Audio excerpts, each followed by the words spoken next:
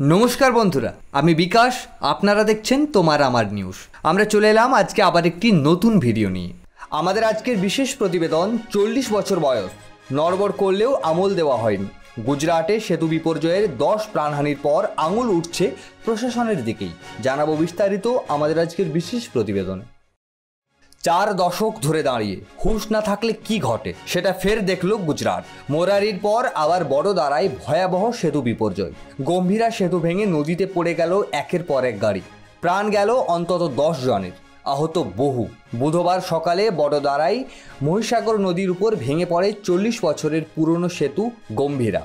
প্রত্যক্ষদর্শীদের বর্ণনায় প্রথমে বিকট শব্দ, তারপরে চোখের সামনে নদীতে তলিয়ে যায় 4টি গাড়ি, 2টি লরি, একটি বোলারো, একটি পিকআপ ভ্যান। একজন স্থানীয় বাসিন্দার কথাই, প্রতিদিনই যাতায়াত করতাম এই সেতু দিয়ে। বহুবার বলেছিলাম প্রশাসনকে এই সেতু নড়বড়ে, এখন তো সেই সেতুই মৃত্যু ফাঁদ। স্থানীয়দের অভিযোগ, দীর্ঘদিন ধরেই রক্ষণাবেক্ষণ হয়নি সেতু। বহুবার জানানো সত্ত্বেও নজর দেয়নি প্রশাসন। এমন গুরুত্বপূর্ণ সেতুর এমন বেহাল দশা ছিল চোখে পড়ার মতো। ঘটনার পরেই দ্রুত উদ্ধার কাজে নেমে পড়েন দমকল, বিপর্যয় মোকাবিলা বাহিনী ও ডুবুরি। গুজরাটের মুখ্যমন্ত্রী ভূপেন্দ্র প্যাটেল জানান, তিনি কালেক্টরের সঙ্গে সরাসরি যোগাযোগে ছিলেন। তবে তদন্ত না হওয়া পর্যন্ত প্রশাসন মুখে কুলুপ এঁটেছে। তবে কেন ভেঙে পড়ল সেতু, সেই প্রশ্নই এখন গর্জে উঠছে গুজরাটবাসীর গলায়। ঘটনায় দুঃখ প্রকাশ করেছে প্রধানমন্ত্রী নরেন্দ্র মোদী। মৃতদের পরিবার পাবে 2 লক্ষ টাকা, আহতরা পাবে 50,000। কিন্তু প্রশ্ন উঠছে, মোরবির পর কি শিক্ষা পেল প্রশাসন, আর কত প্রাণ গেলে চোখ খুলবে? সম্পূর্ণ প্রতিবেদনটি নিয়ে আপনার কি মনে হয় কমেন্ট করে জানাতে ভুলবেন না। আমাদের আজকে দ্বিতীয় বিশেষ প্রতিবেদন। ভারতে রাজনৈতিক আশ্রয়ে রয়েছেন বাংলাদেশের প্রাক্তন প্রধানমন্ত্রী শেখ হাসিনা, আর সেই নিয়েই ফের বিতর্ক। মানব বিরোধী অপরাধে চার্জ গঠনের আগে হাসিনার প্রত্যার্পণ চেয়ে কড়া বার্তা পাঠালো ঢাকার অন্তর্বর্তী সরকার। তবে বিরোধী শিবির বলছে এ শুধুই রাজনৈতিক বদলা। 2024 সালে বাংলাদেশের ইতিহাসে ঘটে এক বড় মোড়।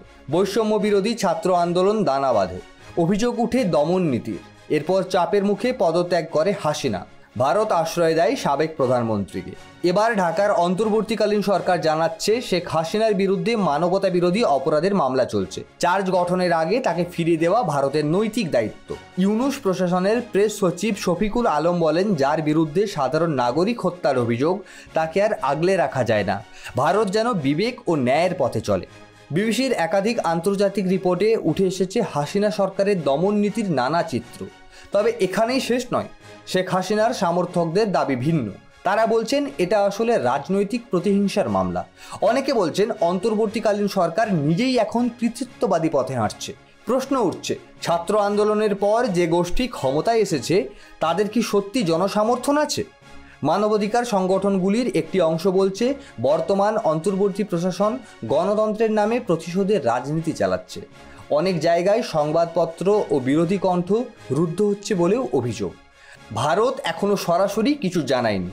একদিকে মানবতা বিরোধী অভিযোগ, অন্যদিকে রাজনৈতিক প্রতিহিংসার সম্ভাবনা। ভারতের সামনে এখন এক নতুন কূটনৈতিক সিদ্ধান্তের সময়। সম্পূর্ণ প্রতিবেদনটি নিয়ে আপনার কি মনে হয় কমেন্ট করে জানাতে বলবেন না।